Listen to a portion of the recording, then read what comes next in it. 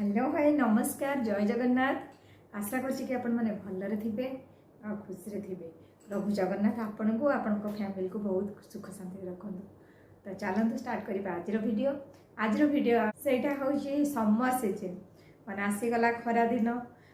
एबे winter season गला। Winter season रे हमर जो मानकर कण ड्राई स्किन थाए से मानकर प्रॉब्लम थिला। एबे आसी गला समर सीजन माने खरा दिने हूँ कौ मानकर प्रॉब्लम आप निहाती जानते सी होती ऑयली स्किन वाला। आ जड़े भौणी रिक्वेस्ट करदे दीदी आणतु गोटे summer season skin care routine उपरे। तो आज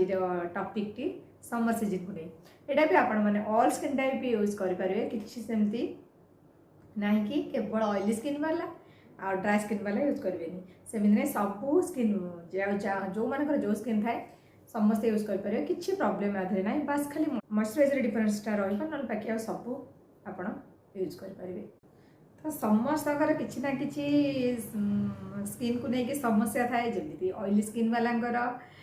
खरा दिने प्रॉब्लम ड्राई स्किन वाला शीत दिने प्रॉब्लम एमती बहुत सारा स्किन को लेकिन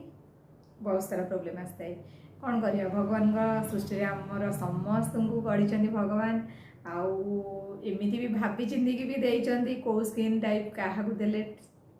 ठीक हम स्किन उपरे भी बहुत सारा टाइप नहीं कि स्किन को भी गढ़ी।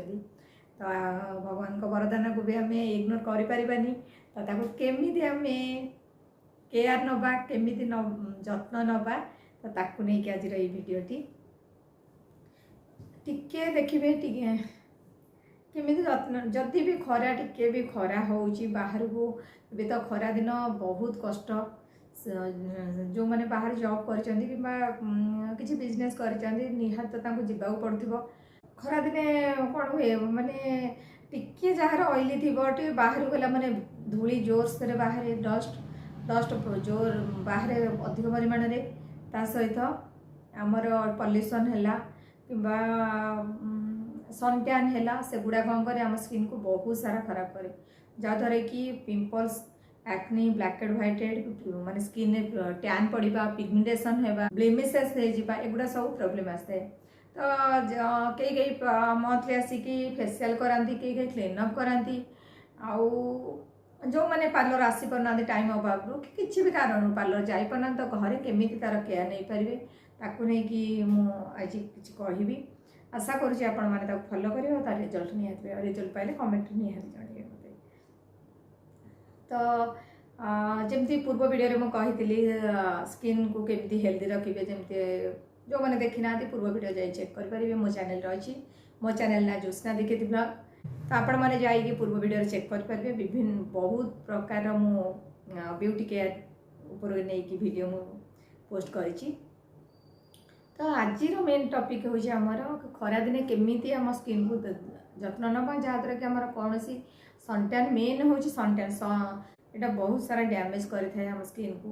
माने केमिति आम कौन कले आम मुहरे जत्न नवा आम तो पार्लर उपाय मुझे पार्लर उपाय आम आग टैन रिमूव विभिन्न प्रकार डिटैन आसूची ब्लीच भी आसूची कि खरा दिन मुझे प्रिफर करे ऑक्सी ब्लीचटा करने डीपली से टैन रिमूव करें आउ शीत दिन टे अवॉइड करे आमर ब्लीच को कि खरा दिन प्राय समस्त कही था ब्लीच करने और खाली ब्लीच करके स्किन को छाड़बेनि केबे भी कहीं ना जहाँ भी ब्लीच करके आप सनटैन हो कि डेड सेल हो कि ब्लैक एंड व्हाइट हो जहाँ भी क्लीन होटा जदि आप कर सारी पुणी तापर दिन खरा को जाऊँगी कि बाहर को जाऊँगी तो स्किन रे सांगे सांगे अधिक मात्रा टैन टाणी नब। तो से समस्त कहे केबे भी खाली ब्लीच करके आम ब्लीच करके फेयर होटा नुहे ब्लीच करवा कि किसी गोटे जब किसी भी पाऊना घरे गोटे हलदी बेसन पैक बनईकरी फिक्स करदेवी ब्लीचटा को फिक्स करने कि किसी भी गोटे पैक अप्लाई करेंगे ना कि खाली ब्लीच करके फेसटा फेयर देखा आम पलैबा सेमती ना। आ मो पार्लर को जो मैंने आसती मो ब्लीच कस्टमर मैंने भी जदि कहीं भी मोर देखुवे से माने जानुवे कि दीदी ब्लीच कले केबे भी सेमती छाड़ती ब्लीच उपर पैक दियंती माने क्लीनअप करने कहते ना फेशियल करने कहते ना खाली पैकटा देकी ही छाड़ती। तो मो पार्लर मुझा मो कै आ अलग पार्लर कौन करते ना कहते मुझे कहीपरि किंतु मु खाली ब्लीच करके स्किन टाको आ बुझाए मध्य ब्लीच डिटैन भितर या डिफरेन्स ब्लीच कर कि डिटैन कर कई ब्लीच करने राजी हूँ कई ब्लीच नक डिटैन करने राजी हूँ ब्लीच डिटैन भितर मुझे फरक भी पूर्व भिडियो कही पुणी थर कहीदे डिटैन कले आम स्किन जो हेयर गुड़ाक थाए फेस से हाइड्रेट हुए जमती सेमती रुए केवल टैन रिमूव हुए डेड सेल रिमूव हुए आउ कलर टिके फेयर देखाए से हूँ टैन डिटैन जोटा डिटैन विभिन्न कंपानी अच्छी नेचर्स अच्छी रागा अच्छी विभिन्न कंपानी आसे आप जोटा सुटेबल आपरे किंतु आमर ब्लीचटा सेटा जो भी ब्लीच तुम कर फेस रे जो फेशियल हेयर गुड़ाक आमर थाए से हाइड्रेट हो जाए व्हाइट व्हाइट देखा जाए ना गोल्डन ब्लीच जब करते गोल्डन गोल्डन देखा जाए एमती से जमी भी देखईदेव कि ब्लीच आउ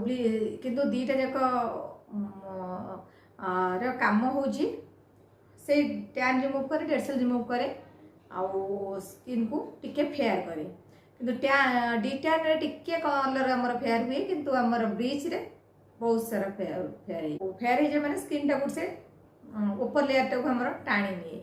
जहाँद्वारा कि स्किन टा फेयर हो जाए आउटा हूँ दुटा भितर डिफरेंस बाकी किसी ना मुझे खरा दिने जेहेतु स्वेटिंग भी बहुत सारा होता है तो ब्लीच करने कि मुझे यहाँ गोटे आमर पार्लर थ्रू आम करूँ आउ फेशियल किट तो विभिन्न प्रकार आसूचे डिटैन कि पार्लर जब जाऊे पाखे पचारू जो पार्लर आप जाऊे भी पचारि पारे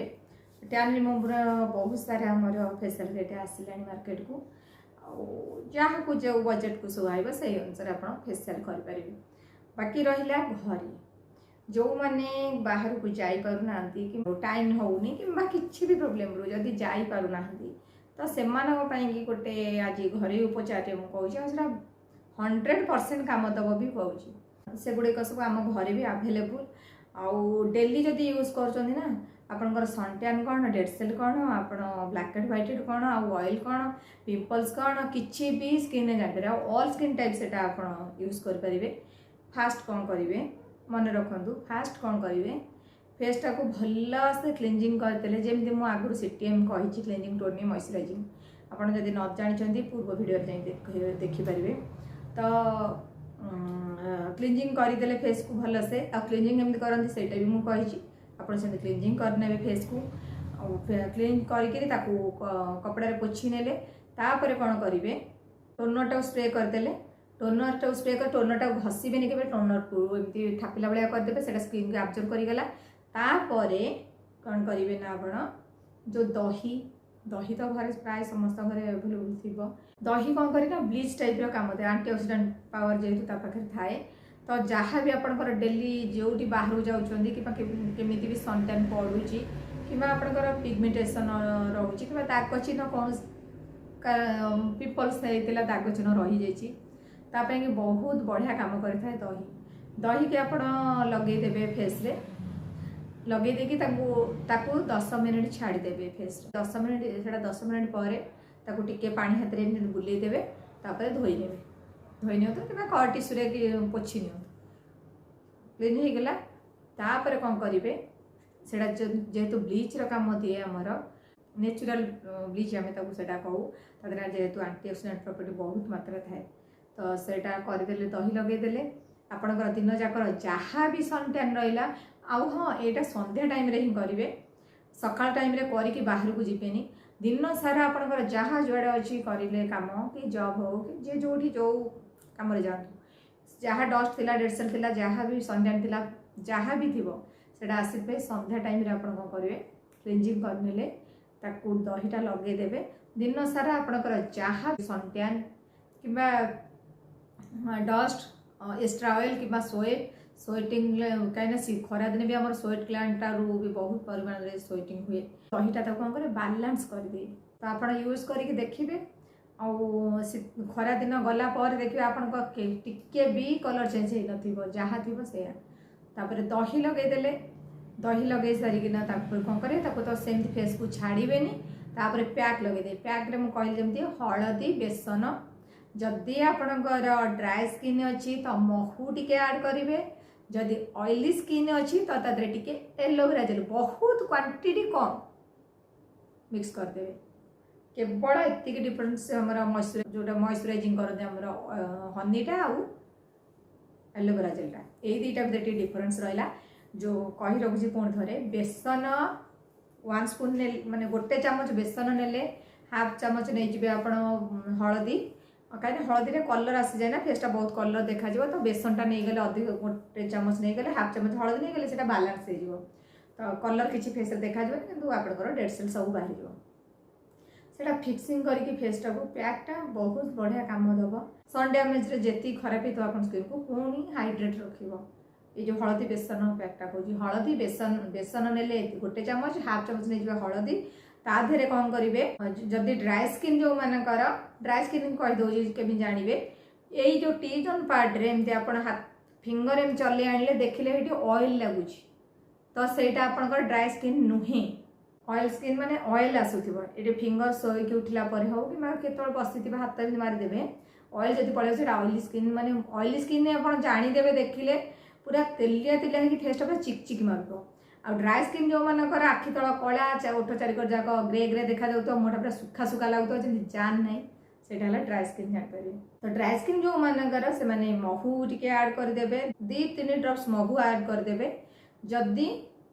ऑयली स्किन अच्छी तो टिके एलोवेरा जेल ऐड करेंगे बहुत 2 ड्रॉप्स करें बेसी भी नुह बहुत कम मिक्स करदे गोटे पैक लगे देखिए बहुत सारा रिलैक्स तो आपको लगे सहित दिन जाक जहाँ भी आप स्किन डैमेज होता पुणी रिकवरी कर हाइड्रेटिंग कर कहीं आमर हलदीटा आमर हूँ आंटीसेप्टिक तार काम थी पैकटा लगेदे पोछीदे फेसटा पोछीदेला कौन करेंगे ना फ्रिज खरा दिन तो समस्त ठंडा पानी फ्रिज रखा हो कि बरफ कई बसौथे बरफ गोटे बेला हो कि बड़ जगह नहीं जीवे तादरे से ठंडा पानी की मिसेदे कि बरफ पानी धीरे बरफ 4-5टा पकईदे से पानीटा मन को ठंडा होगा देखो गोटे पानी एमती धरले से बरफ पानीटा मुहटा ऊपर एमती बुड़ेकी रखिए मैंने बेसी समय नहीं आप जी समय नहीं पारे एपट